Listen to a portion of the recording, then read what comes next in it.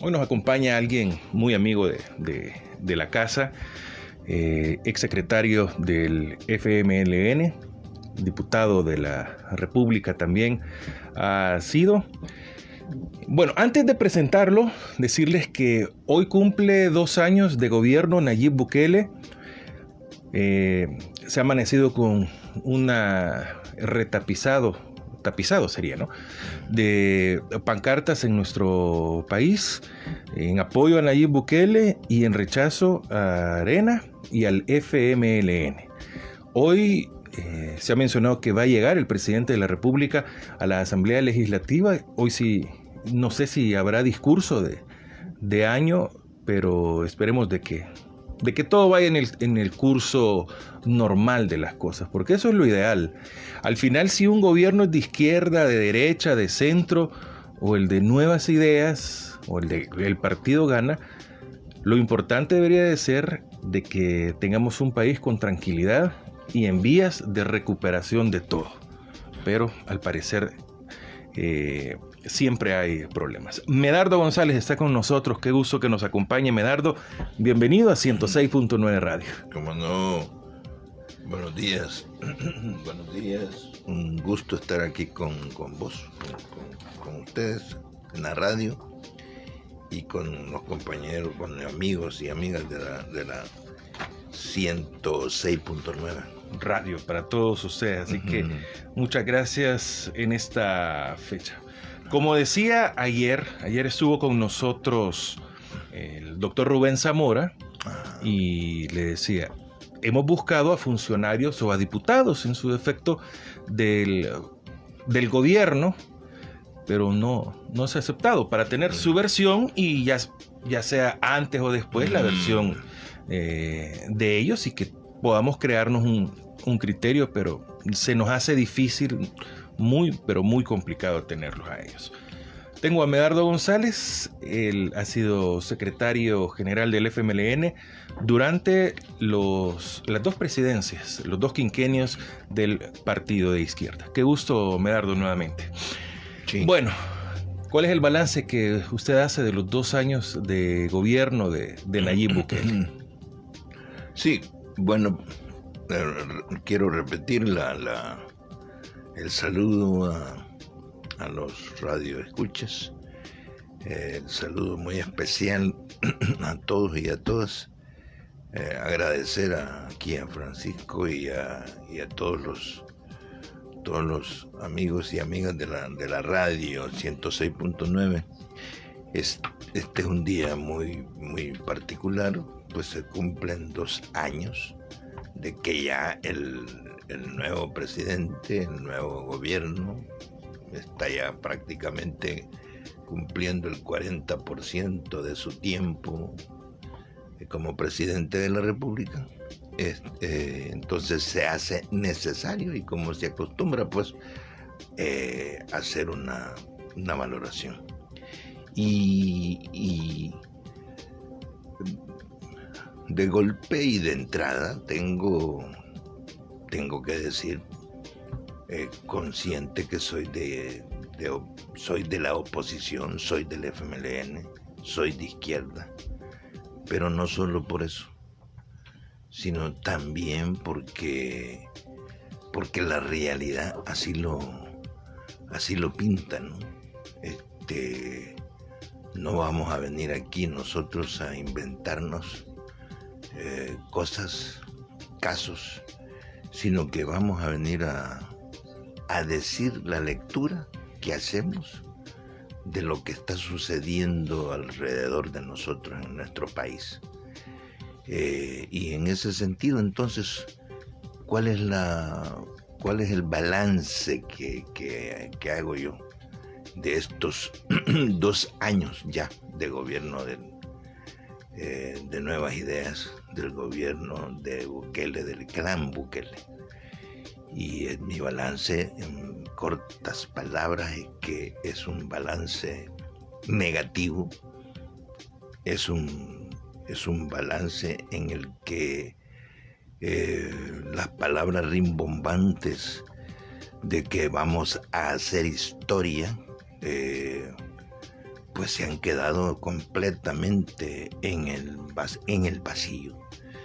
Se han quedado completamente en el vacío porque para mí hacer historia es transformar para progresar en términos materiales y en términos sociales. Vamos a hacer historia transformando y mejorando el sistema político de vida que nosotros tenemos, y no estancándolo y no retrocediendo. ¿Y qué es lo que ha sucedido en estos 2 años? ¿Qué es lo que ha sucedido? Pues simple y sencillamente lo que ha sucedido es que no ha habido ningún cambio, ni en lo político, ni en lo económico, ni en lo social que pueda ser considerado positivo para la sociedad salvadoreña, para todos nosotros. No ha habido ningún cambio positivo. De hecho, y tengo que traerlo a cuenta, de hecho nosotros podemos, y la generación, digamos, que ya con conciencia, jóvenes de 10, de 15 años, de 20 años, pues terminó la guerra, se firmaron los acuerdos de paz, terminó la guerra en el 91, en el 92 ya se amaneció ese nuevo año con los fusiles callados, ¿verdad? Y lo que sucedió es que hubo una no solo paz, no solo tranquilidad, sino que hubo también un compromiso social de transformación para bien de la Constitución de la República, de las leyes, de la ley primaria de la República. Entonces, que trajo para bien la apertura, el fin de la dictadura militar, por el gran esfuerzo que había tenido durante años el pueblo y los combatientes, todos los miembros del FMLN en aquel entonces, los movimientos populares que hicieron su gran lucha durante años, y entonces se desmontó la dictadura militar. Y no se desmontó por arte de magia, sino se desmontó por la lucha, precisamente. Y lo que hubo fue una transformación y se le dio apertura a la democracia. Se cayeron los fusiles, pero también se hicieron cosas como, por ejemplo, algo inaudito que en el país no había sucedido, y es que el Poder Judicial, la Corte Suprema de Justicia, se independizó, por decirlo así, legalmente del Poder Judicial. Se le dotó del 6% del presupuesto del país precisamente para que tuviera autonomía. Se le dio fuerza a la Fiscalía, se creó la nueva Policía Nacional Civil, se le quitaron los ultrapoderes a las Fuerzas Armadas, porque las Fuerzas Armadas prácticamente eran la institución del Estado que tenía la última palabra en términos políticos en el Estado durante la dictadura. Y que con los acuerdos de paz alcanzados por la lucha de la gente, del pueblo, de nosotros, se logró de que la Fuerza Armada fuera organismo deliberante, ¿verdad? Y llevar al ejército a los cuarteles, ¿verdad? Hablar de esto del ejército en los cuarteles, pues sabemos nosotros que por la historia que ha venido sucediendo durante todos estos años, ha habido necesidad y sigue habiendo necesidad de que el ejército sea acompañante de la Policía Nacional Civil para enfrentar la criminalidad, al crimen organizado. Pero bien, lo que quiero decir es que hubo eso y se ha buscado la reconciliación. Se le ha dado fuerza, a veces más, a veces menos, al encuentro, a la búsqueda del consenso, al diálogo entre los agentes políticos, al diálogo social con los organismos del Estado. Es decir, también se atacó de una manera importante para el caso temas como buscar la dignidad del trabajo del trabajador, de su salario, y durante los gobiernos del FMLN se logró alcanzar crecimiento del salario mínimo, inclusive más allá del 100%. Me quiero referir a cómo el FMLN con su bancada y los diputados en general, voy a decir, se logró aprobar una ley precisamente de transparencia, de transparentar la cosa pública, de transparentar la administración pública, de transparentar el uso y el manejo de los fondos públicos que son los impuestos que todos nosotros pagamos, los salvadoreños pagamos, cuando compramos cualquier cosa, etcétera, etcétera. Una cosa importante, el alcanzar, digamos, esa posibilidad de que el ciudadano pudiera consultar la información de cómo estaba manejando tal ministerio, tal organismo del Estado, cómo estaba usando los fondos, cosa que nunca se había visto.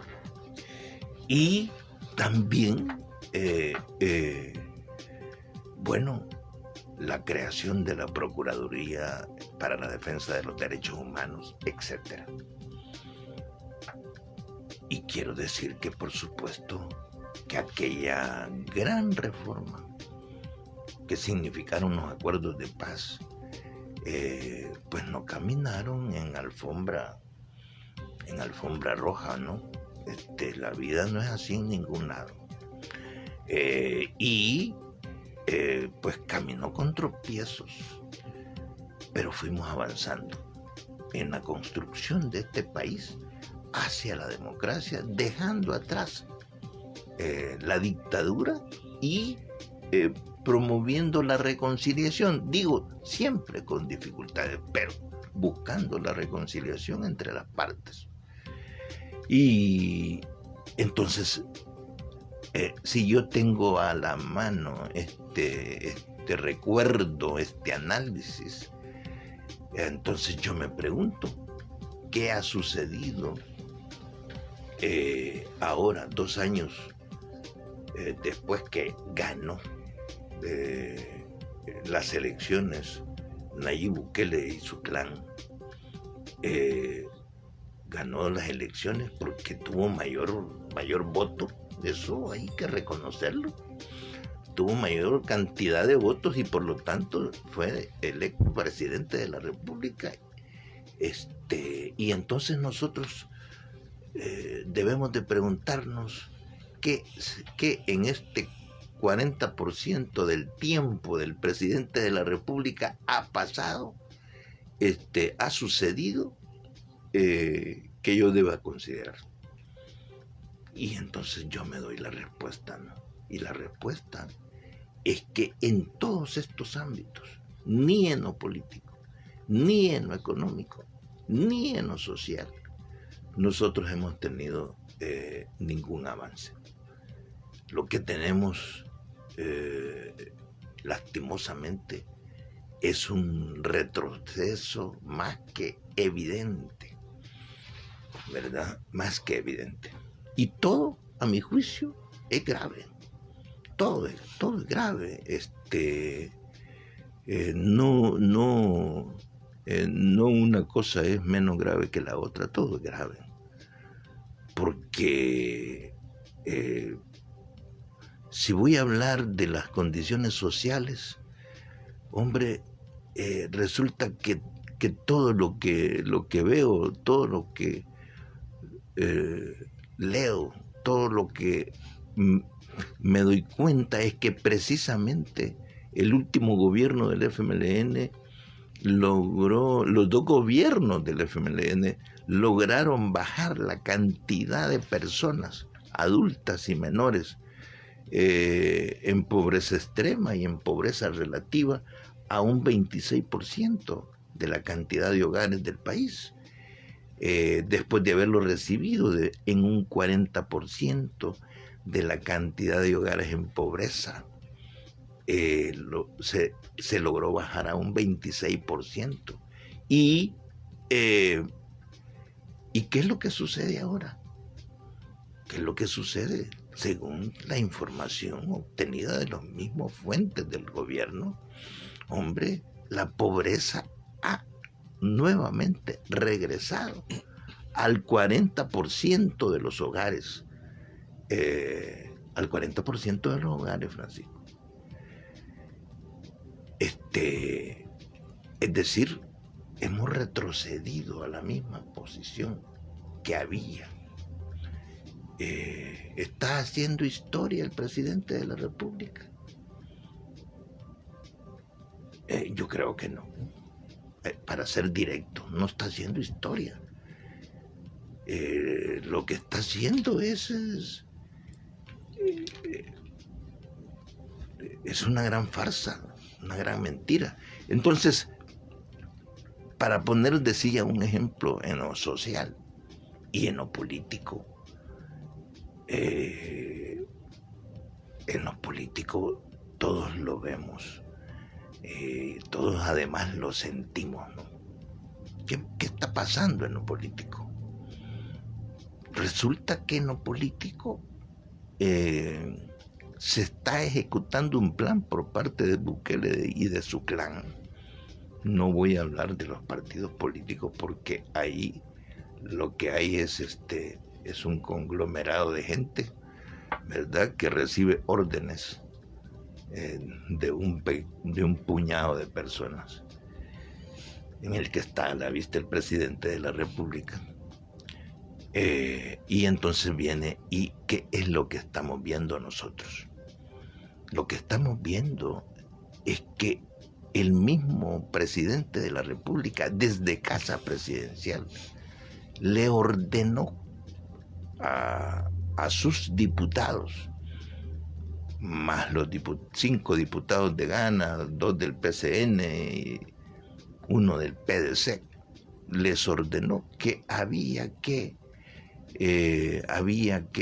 quitar, expulsar a los miembros de la Sala de lo Constitucional de la Corte Suprema de Justicia, que quitaran al fiscal general de la República, porque le estorbaban en su proyecto, en su estrategia de centralizar el poder, de no tener oposición ahí adentro. Es decir, de hacer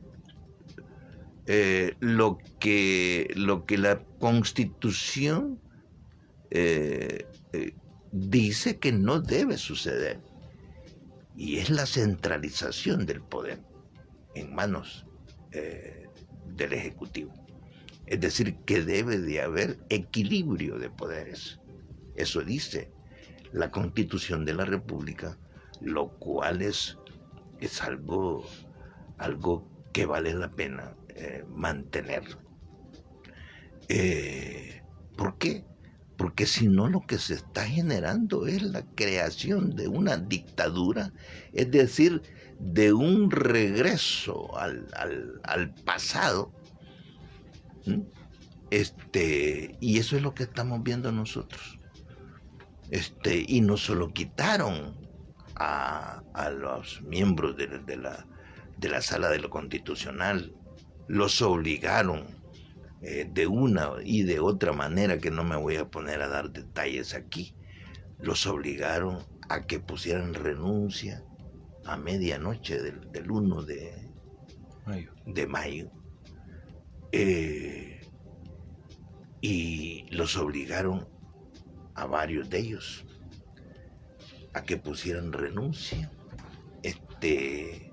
la cual, por cierto, no es válida, no es una figura que esté contemplada en la misma Constitución de la República. No es contemplada legalmente que un magistrado de la Corte Suprema de Justicia presente su renuncia. Es algo completamente ilegal. De tal manera que hicieron eso, le dieron un golpe al Estado, a la institucionalidad, un golpe a los ciudadanos. Y luego quitan al fiscal general de la República, que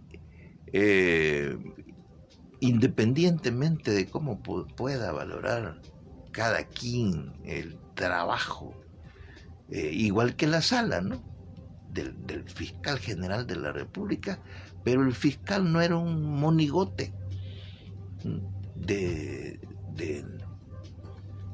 presidente de la República, entonces ordena quitarlo. Pero muchos decían de que sí complacía muchas cosas del presidente. Sí, pues por eso te digo, yo creo yo creo lo que vos decís, ¿no? Que sí, que el fiscal no era y no respondía necesariamente a una postura que a muchos de nosotros nos podría haber parecido lo correcto, pero no era un monigote, eso sí yo lo puedo, es decir, no era un soldado que cumplía órdenes, a eso me quiero referir. ¿Y qué es lo que hicieron? Nombrar magistrados de la Sala de lo Constitucional y nombrar fiscal general de la República, personas que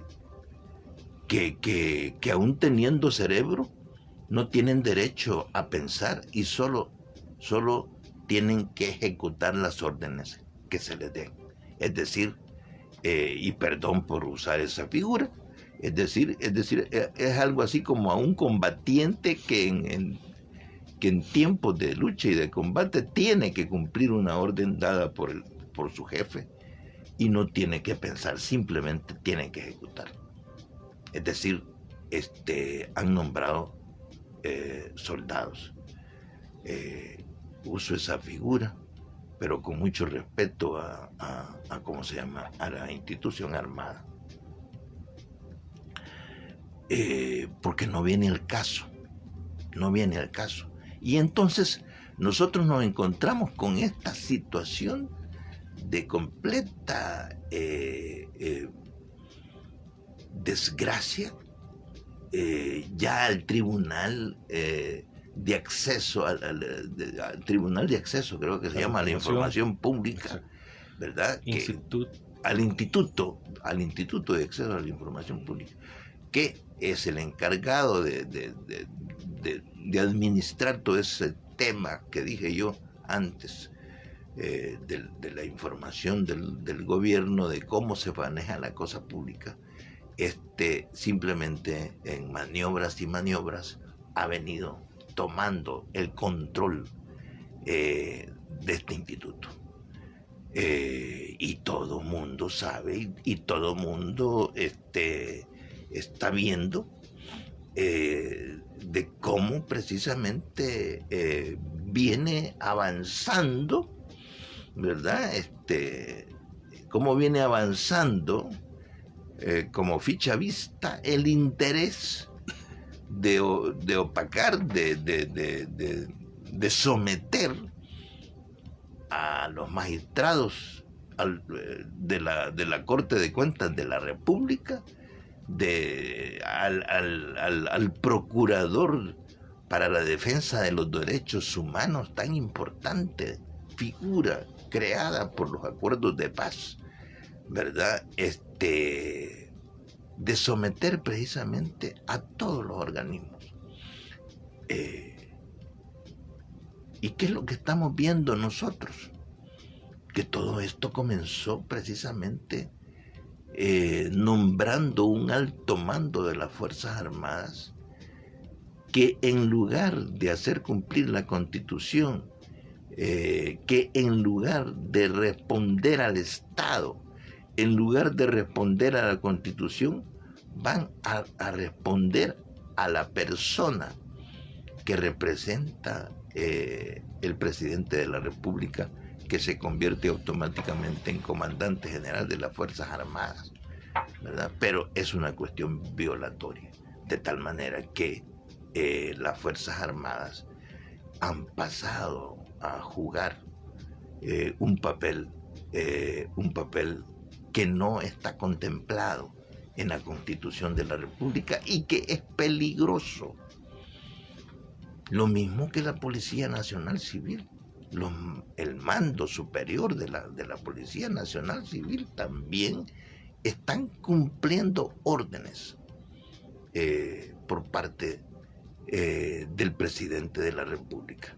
De tal manera pues que lo que se ha configurado ya en nuestro país en términos políticos, de pasar de un país que lucha, que ha venido luchando de manera diaria y permanente por ir abriéndose espacio hacia una sociedad y un país democrático, lo que estamos viendo nosotros es una involución, un regreso al pasado. Es decir, lo que estamos viendo es la creación de una dictadura, de un régimen, a mi juicio, con características fascistas o neofascistas, como le llaman, en donde precisamente un individuo, y en este caso su familia y sus amigos más cercanos, se convierten en una fuerza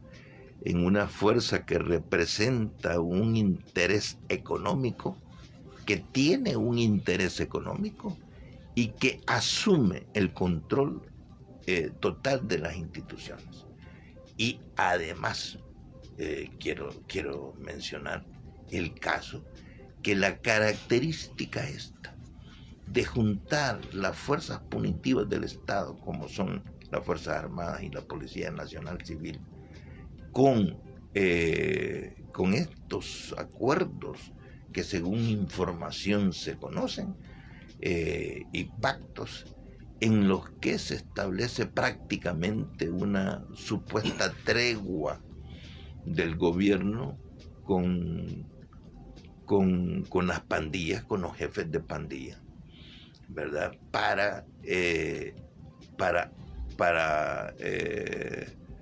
aparentar que su plan de seguridad es efectivo, que bajan el número de homicidios, aunque el número de desaparecidos aumenta, etcétera. Que los delincuentes tienen mejoras de sus condiciones de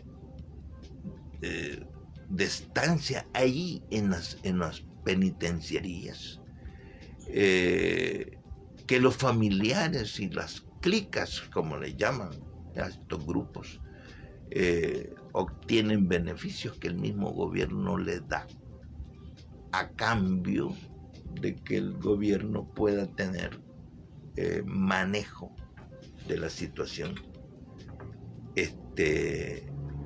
Esto es una cosa inaudita. Es decir, lo que se da es una conjunción del Estado con la delincuencia. Entonces, con esto quisiera redondear esta parte política. Lo que estamos nosotros viendo ante nuestros ojos es precisamente el montaje de una dictadura, de un régimen neofascista en el país. Bueno, está con nosotros Medardo González, exsecretario del FMLN. Siempre está dentro de la dirigencia del partido encargado de las organizaciones sociales, que ya vamos a hablar sobre ello. Claro. El planteamiento que le ha dado el presidente a estas organizaciones, a las organizaciones sociales del país, después de lo que ha mencionado USAID, con la ayuda que daba a la Policía Nacional Civil, al igual que a la Fiscalía General de la República. Han pasado 2 años del gobierno de Nayib Bukele, pero ¿todo es malo o hay algo bueno? Mira,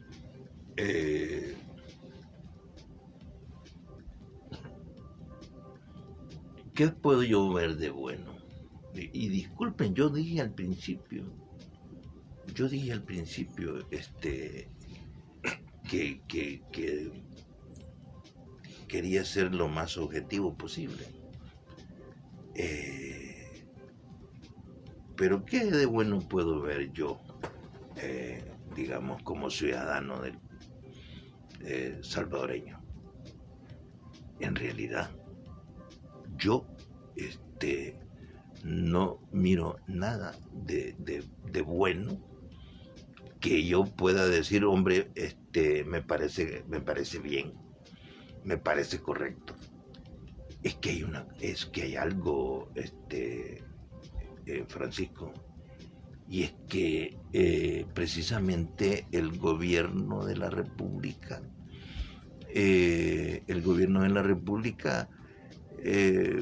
pues tiene esa responsabilidad que le da la Constitución de la República de dirigir precisamente al gobierno y al Estado, de crear políticas públicas, de administrar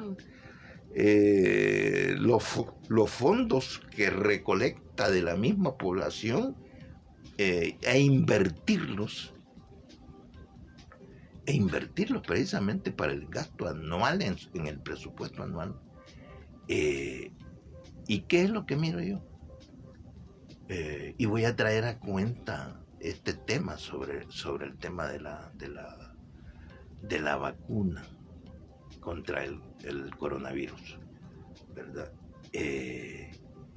Y yo lo que puedo decir es que lo que se está dando es algo que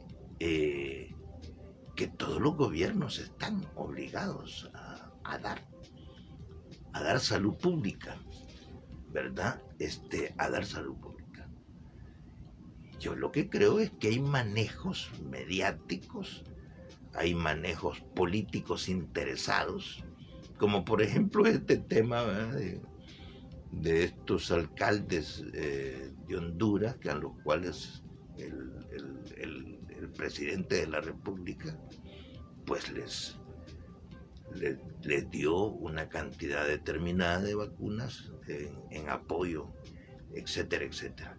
Pero yo veo más eso como jugadas políticas, como jugadas interesadas para ganar, precisamente para ganar adeptos.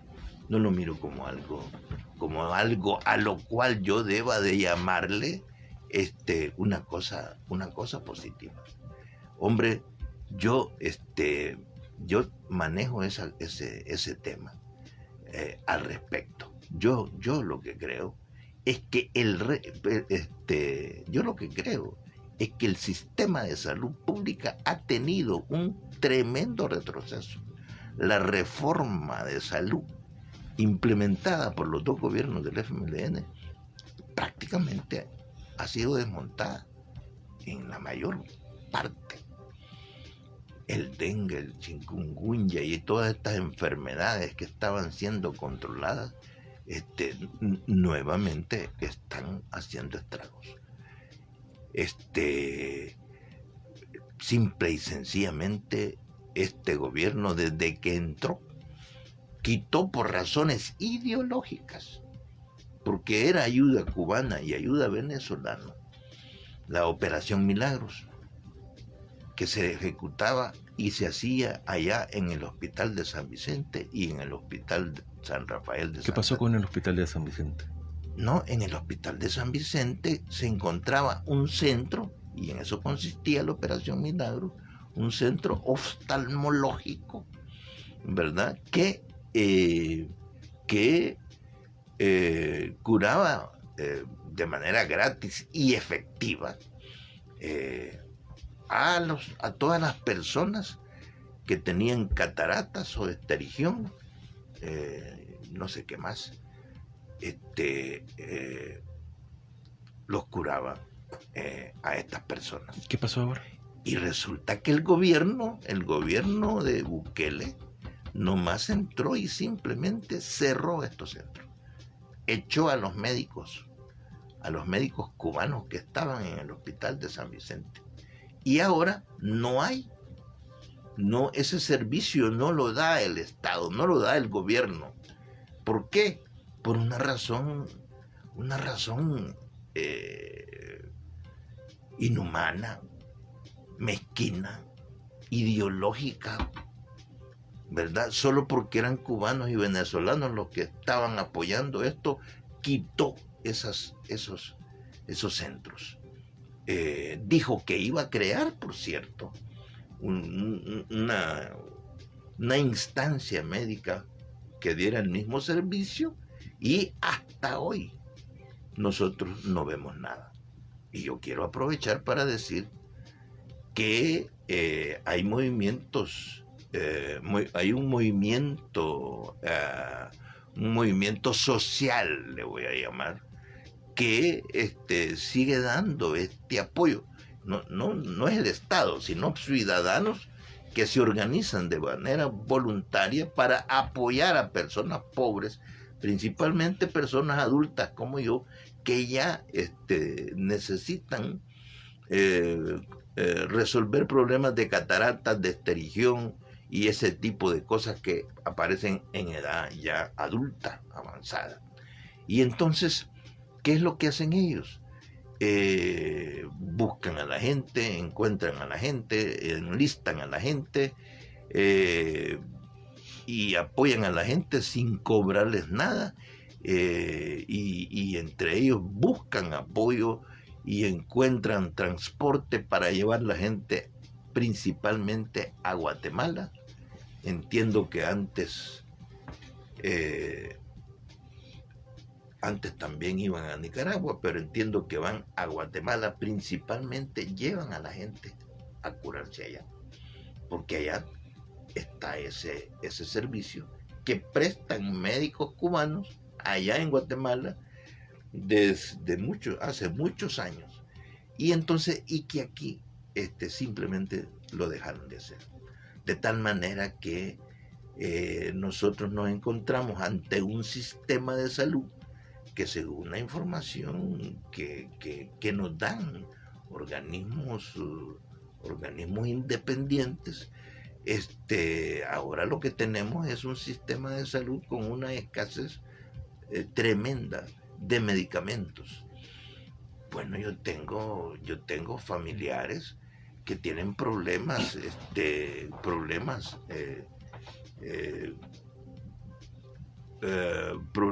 riñón porque fueron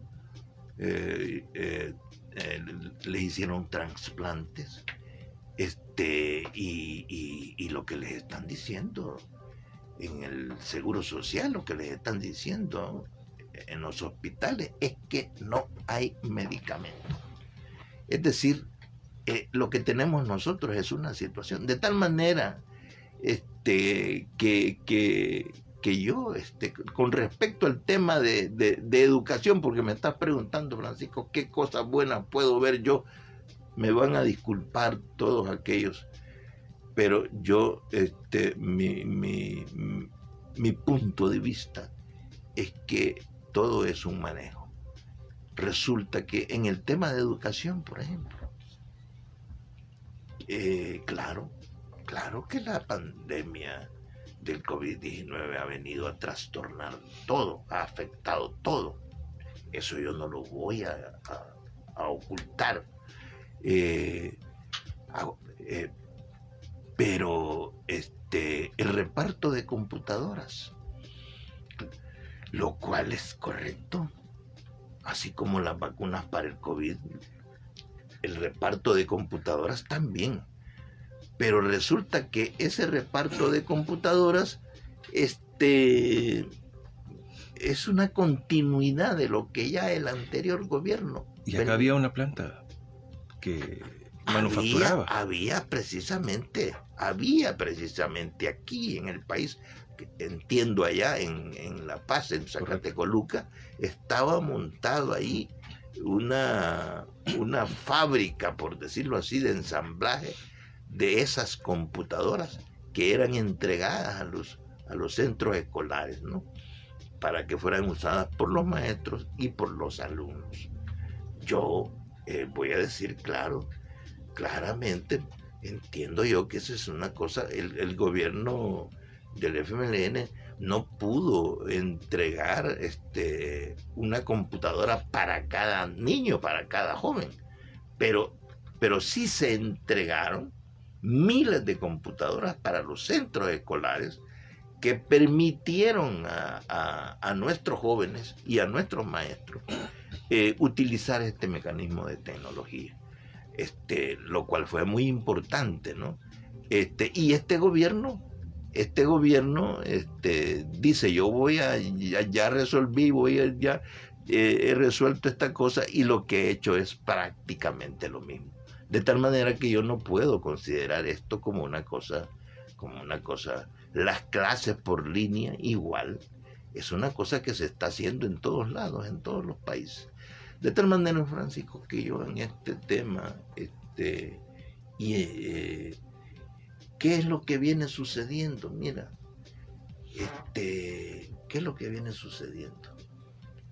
Todos los días, y nosotros lo vemos, se ha encarecido la gasolina.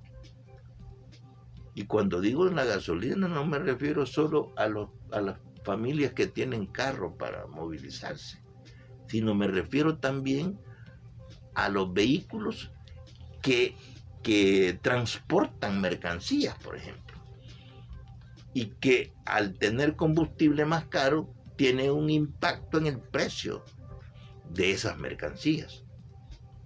Nosotros a estas alturas estamos viendo cómo los alimentos están teniendo aumento.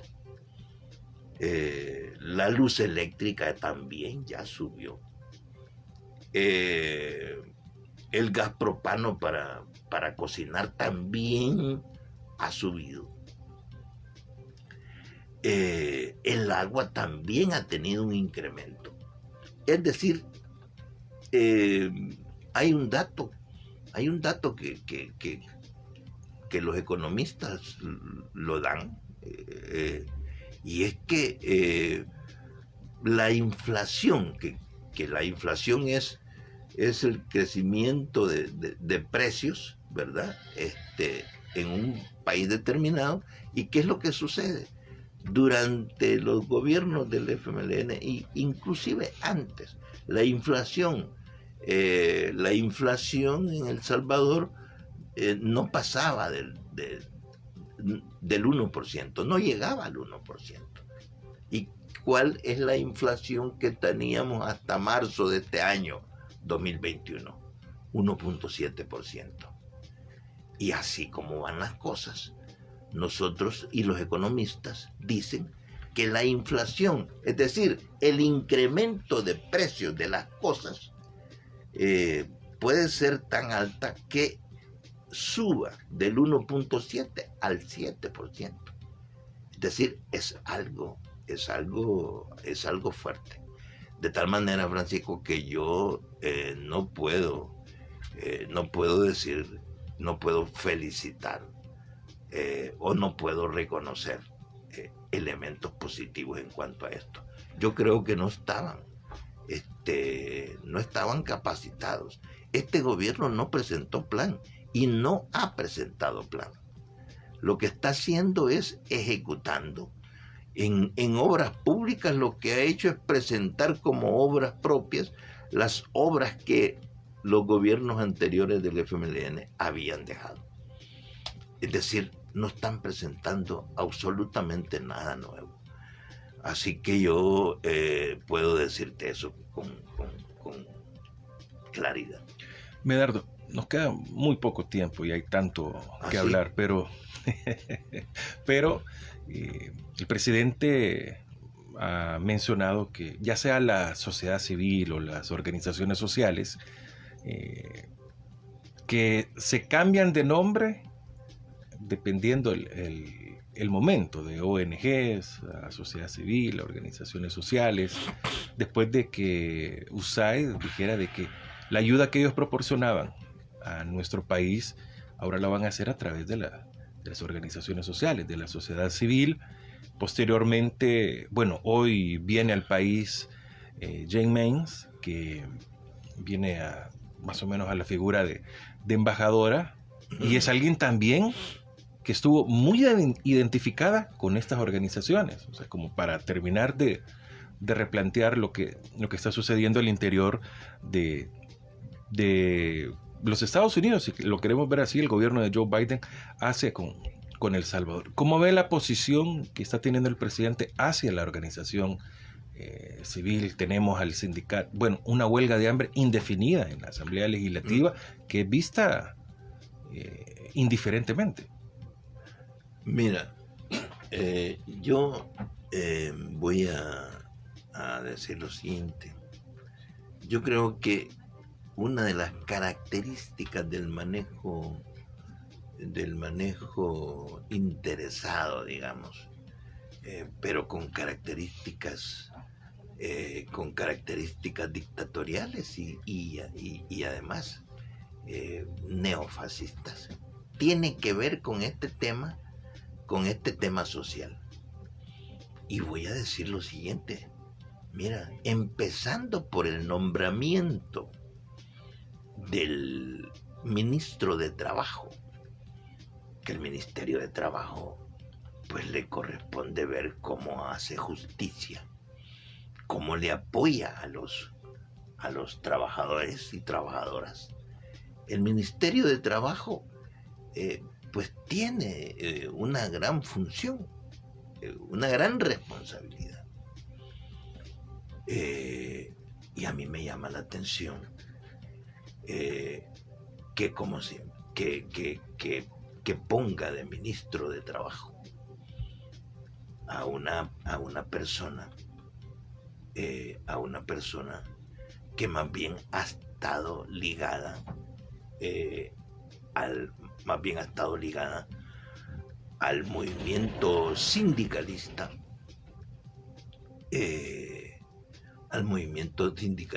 amarillista, es decir, al movimiento sindicalista aprovechado, al movimiento sindicalista que solo ve su interés particular y no el interés comunitario, por decirlo de esta manera, el interés del país. Hay toda una historia de este ministro de Trabajo que a mi juicio no tiene los méritos para ser precisamente para ser ministro de Trabajo, empezando por eso. Y es que esto tiene que ver con algo que yo quiero precisamente, y lo voy a denunciar aquí, y es, mira, entrando, pero eso fue cosa de semanas, entrando el gobierno vino y apoyaron a viejos sindicalistas o viejos trabajadores que habían salido de la dirección del STIS, el sindicato más fuerte del Seguro Social, y le dieron golpe de estado al sindicato que era un sindicato independiente, comprometido con sus asociados, pero comprometido también con las causas del país.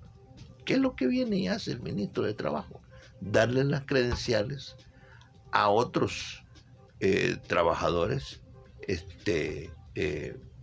a otros trabajadores que más bien lo que quieren es apoyar al gobierno, al gobierno naciente en ese momento de Bukele.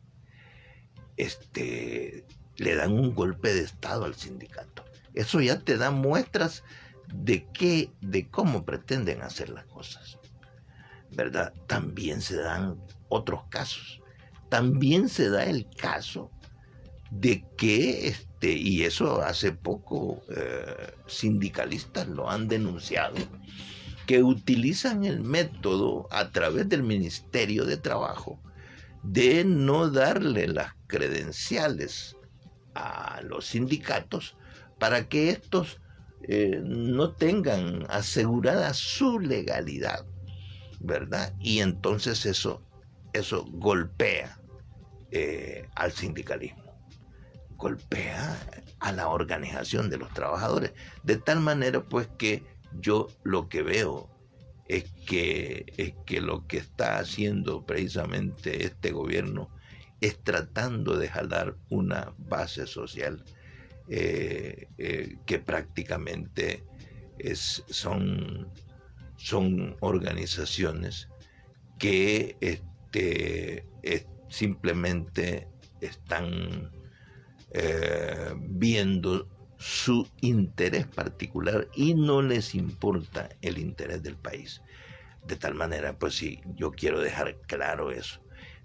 Y quiero yo reconocer aquí de que hay un movimiento de organizaciones de todo tipo, sindicatos, estudiantes, comunitarios, etcétera, que están manteniendo una postura independiente opositora. No voy a hablar yo de izquierda necesariamente, sí de izquierda, pero también hay movimientos que no son de izquierda, que también están en una postura de oposición a este régimen antidemocrático.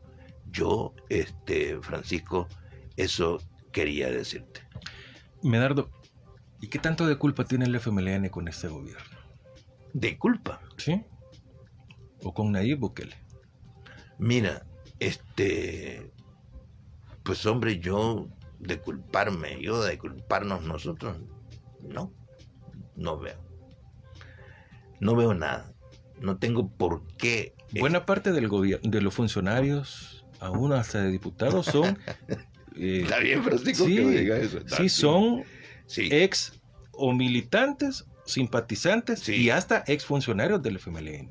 ¿Cómo se da este cambio? Porque muchos dicen, no, si es el reciclaje de miembros de Arena, del FMLN y de otros partidos probablemente. Pero los principales vienen del FMLN. Bueno, está bien. Vamos a ver, vamos a entrar a ese tema. Y entonces decirte lo siguiente. Mira, yo como institución, y esto lo quiero dejar muy claro, como institución el FMLN, yo era secretario general cuando este tema de la elección del presidente de la República y que salió electo Bukele, puedo decirlo con toda seguridad, los organismos de dirección ni la militancia del partido teníamos en absoluto, de manera institucional. El FMLN es un partido muy institucional, ¿verdad? Es una institución de la República. Somos un partido con mucha experiencia y tenemos nuestras propias leyes que están en nuestros estatutos. Pues entonces decirte que nosotros no tenemos en absoluto ningún compromiso. Al contrario, y vos, Francisco, me obligás a decir esto y está bien, yo voy a responder. Al contrario, nosotros nos vimos que nos estaba corroyendo una gangrena nosotros con este afiliado que se había afiliado al partido precisamente para utilizarlo, y nosotros, por razones políticas que están contempladas en el estatuto, el Tribunal de Ética del partido lo expulsó.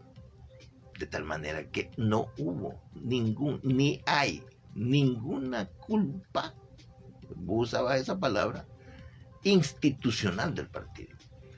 Y aquí voy a lo segundo. Que sí,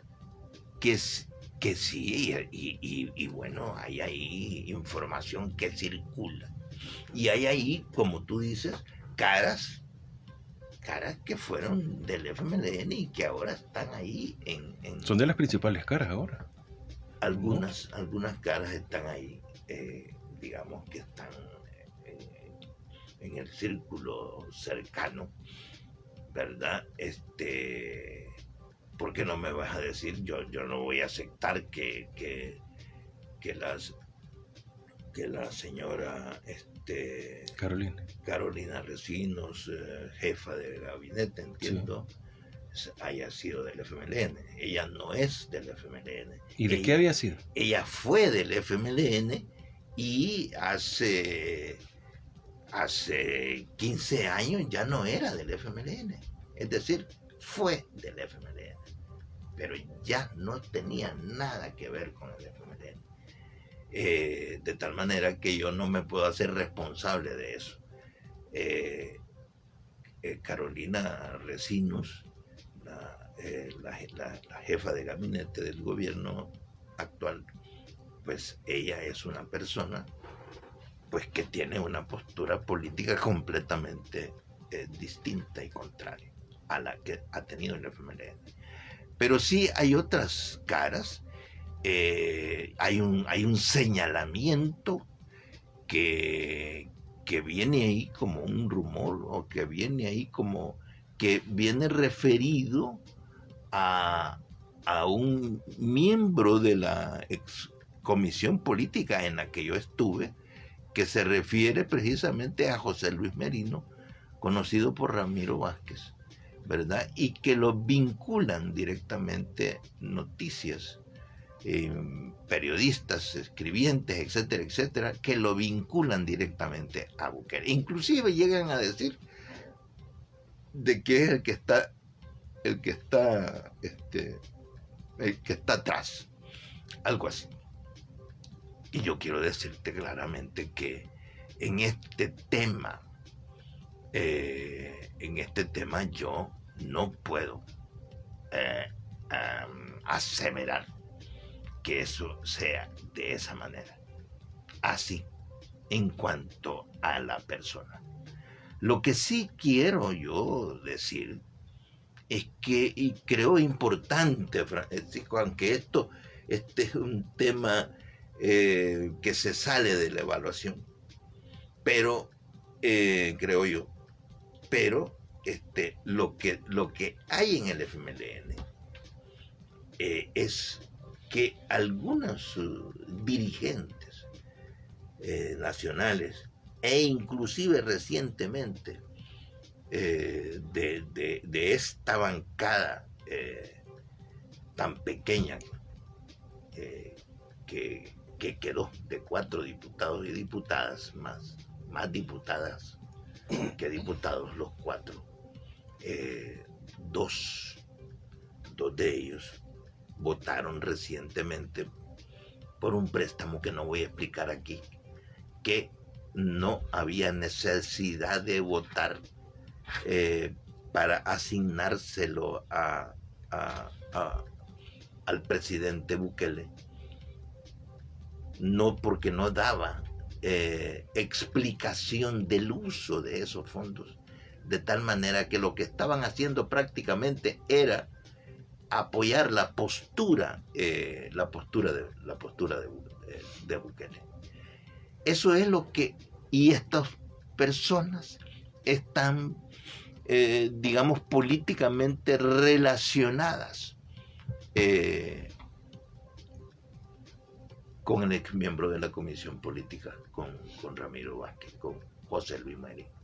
Eso es lo que yo puedo sostener. Claro, y mira, tanto también se ha hablado, y termino eso rápido, que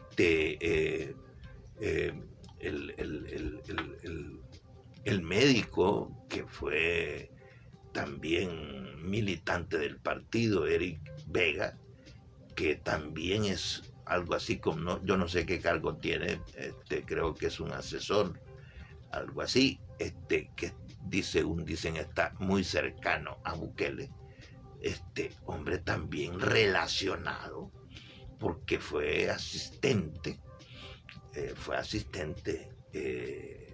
y además ocupó cargos de dirección en Alba Petróleos también, y muy relacionado a José Luis Merino. De tal manera que yo sí acepto que está ese lado que no era el institucional, que nosotros no conocíamos de esos compromisos, ¿verdad? De tal manera que yo sí quiero dejar constancia de que el FMLN, que la dirección anterior, no tiene en absoluto nada que ver con esto. Al contrario, Bukele, su clan, su familia y sus amigos más íntimos y más cercanos, ellos son un clan que tienen una pretensión de amasar dinero, y que han hecho todo un diseño político que inclusive pudo engañar a gente con pensamiento de izquierda, inclusive pudo engañar a personas que votaban por nuestro partido, a militantes de nuestro partido, con lenguaje y postura aparentemente de izquierda, pero que los analistas le llaman posturas populistas. Yo entonces, de tal manera, lo que sostengo es que voy a usar esa palabra, el adversario, pero en política se utiliza claramente eso de una manera figurada. El enemigo político más peligroso, que tiene la pretensión de aplastar, de destruir al movimiento revolucionario, a los revolucionarios del FMLN, es Bukele y su clan en alianza con el imperialismo. De eso nosotros no tenemos ninguna duda, absolutamente ninguna duda, de tal manera que cuando estos ex compañeros que se fueron con ese gobierno, quiero decirte que ellos tomaron esa decisión muy personal, y ellos no tienen nada, en absoluto, nada que hacer, nada que ver con el FMLN. Ese es mi punto y ese es mi planteamiento. Pregunta muy concreta y con Sí. una respuesta lo más escueta del mundo. ¿Qué ha sido lo peor del gobierno en estos 2 años? Mira, lo peor ha sido que no ha hecho nada. ¿Y lo mejor que ha hecho qué es lo mejor que ha hecho el gobierno? Nada. ¿Qué calificación le pondría a estos 2 años? Del 1 al 10. No, yo no le pondría, yo le pondría menos 1. Es que mira, Francisco, es que El Salvador ha regresado a un pasado oprobioso con este gobierno. Yo, perdonen, amigos, que sea así, pero tengo que decirlo porque así lo veo. No solo que lo crea, sino que así veo la situación. La situación es muy, muy, pero muy delicada. Muy, pero muy peligrosa. Nuevamente El Salvador ha regresado a los tiempos de la dictadura. Hombre, si el Ejecutivo, el presidente de la República, no ha tenido necesidad de utilizar la Fuerza Armada para reprimir, porque no ha habido precisamente protesta. Y tengo que aceptar eso, Francisco. Tengo que aceptar, ¿verdad?, que esta situación, y creo yo, que esta situación, la lógica, lo que se establece aquí es una contradicción entre el interés de ese clan dirigido por Nayib Bukele y el interés del pueblo. Y que esa contradicción va a terminar reventando. Y que, porque eso es lo que pasa. Si no, miremos Colombia, que todos los días estamos viendo, ¿no? Entonces, yo lo que quiero decir es que aquí encontrar algo bueno, es como que me pregunté vos, ¿qué de bueno tiene Colombia como régimen político, no la sociedad colombiana? No, ese régimen económico, no, ese régimen político y esas castas económicas colombianas son terribles, terribles. ¿Y qué es lo que está haciendo Bukele y su clan? Llevándonos nuevamente a aquel pasado. Oye, Francisco, la palabra paz, y en el himno nacional dice que a los salvadoreños siempre nos ha costado encontrar momentos de paz.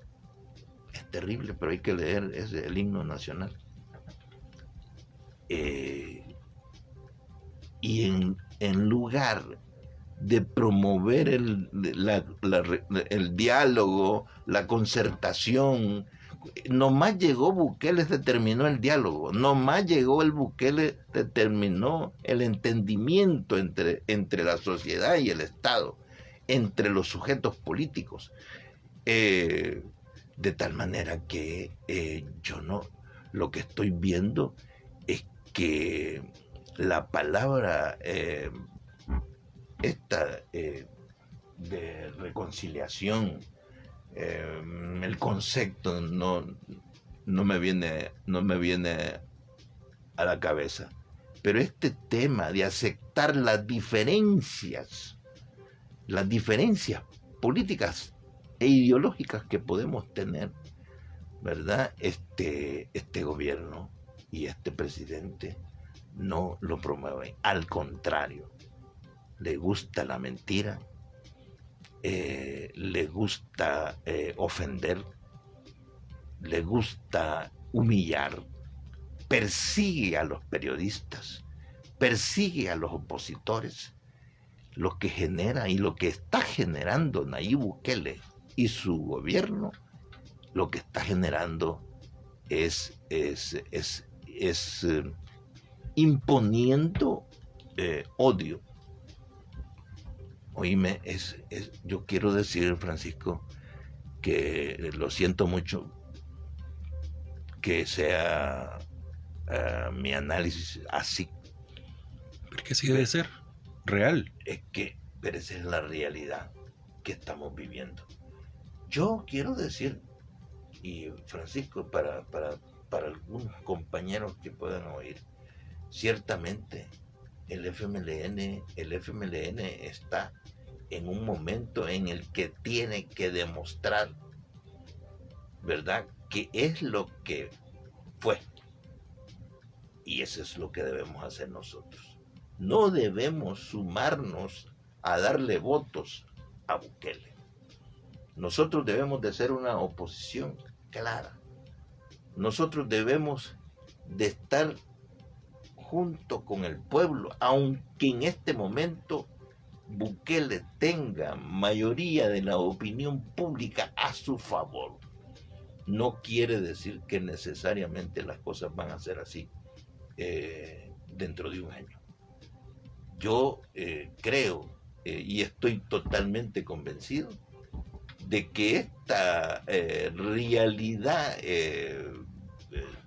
dura, que esta realidad impactante, que también nos ha afectado a nosotros como partido político, la podemos transformar, la podemos superar.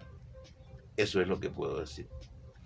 Medardo, las redes han explotado, hay muchísimos comentarios a favor, en contra, mismos miembros del partido, pero creo que su opinión es importante porque es un actor dentro de la historia y de la era moderna, digamos ya, del último siglo, muy importante, muy relevante, y que se genera opinión, como en todos lados, positivas, negativas, pero es un generador de opinión.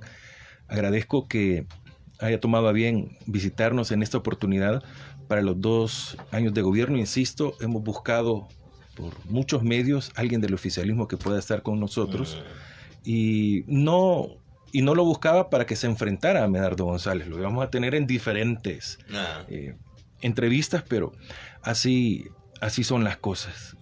Espero que nos reencontremos nuevamente, Medardo, para que podamos hablar de a muchos les digo, para que hablemos ya de un tema muy, muy específico, en el cual usted también es muy docto en muchas áreas de la vida política de nuestro país.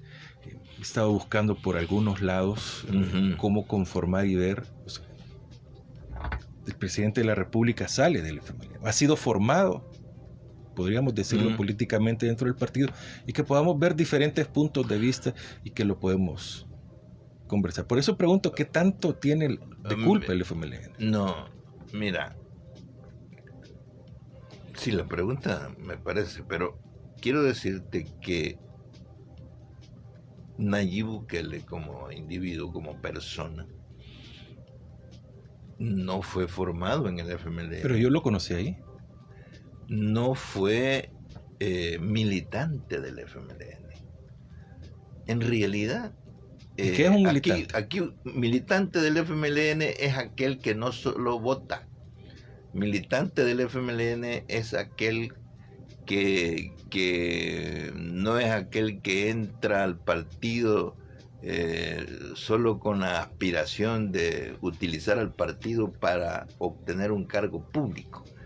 Militante es aquel que se compromete con los valores del FMLN, ¿verdad?, para transformar en beneficio principalmente de los pobres de este país. Y Nayib Bukele nunca fue militante de este partido, simplemente estaba en una lista de afiliados porque la ley exige que para ser candidato digamos, a cualquier cargo público, pues toda persona tiene que cumplir requisitos, y entre esos requisitos está esto de que esté adscrito a un partido político. Por eso Bukele entró al FMLN, digamos, de manera formal. Pero también yo quiero decir otra cosa, y yo acepto ante la sociedad y ante los compañeros de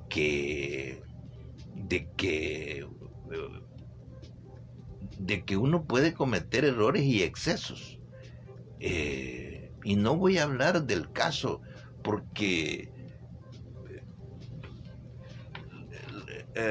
la candidatura a Nuevo Cuscatlán de Nayib Bukele fue algo que digamos que la Comisión Política le dio paso y yo, digamos, a que fuera candidato, porque se aprueban, digamos, las candidaturas, porque era una persona que tenía, según nos explicaba, deseos de hacer, de meterse en la política, de hacer lucha política, de apoyar al pueblo, etcétera, etcétera, etcétera. De tal manera que se le dio esa oportunidad. Pero el error que cometimos, y yo en eso lo voy a decir, el error que yo cometí es haber sobrepuesto un criterio electoral sobre el criterio político. Al darle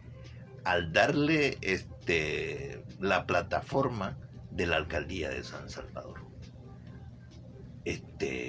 Y entonces ese fue mi error. De tal manera que yo acepto eso como error, pero lo que no acepto es que me digan que era militante, que era activista, que fue formado.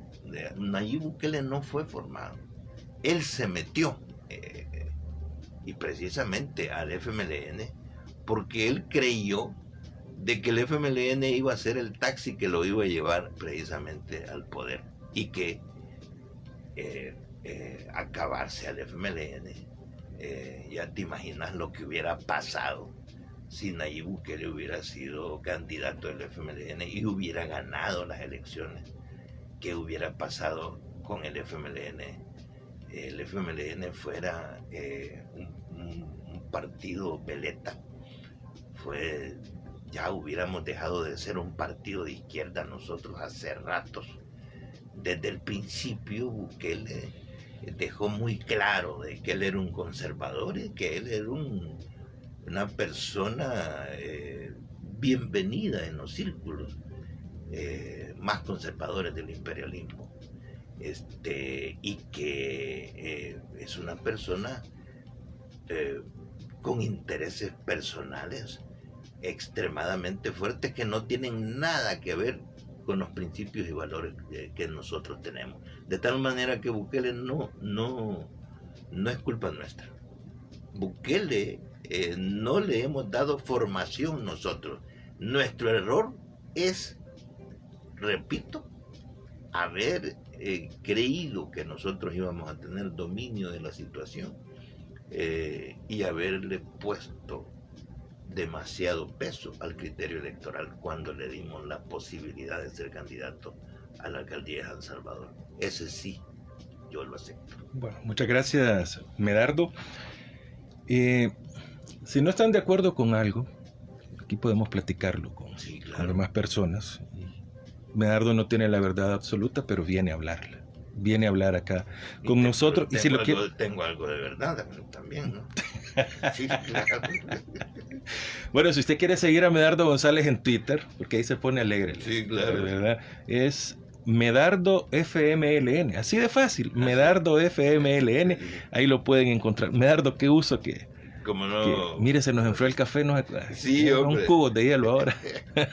Muchas gracias, Medardo, y nos seguimos viendo. Y este es un llamado a que todos los esfuerzos sociales, políticos, por El Salvador, hay que continuarlos. No importa de qué lado sean, pero hay que ser actores activos de la realidad de nuestro país. Gracias. Va a continuar Estrella con Diana también. Muchas gracias, Medardo. Sí, le debo otro café. Sí, hombre. Bueno, muchas gracias. Bueno, continúen con A Primera Vista en la entrevista de 106.9 del FM Estéreo. Buen día.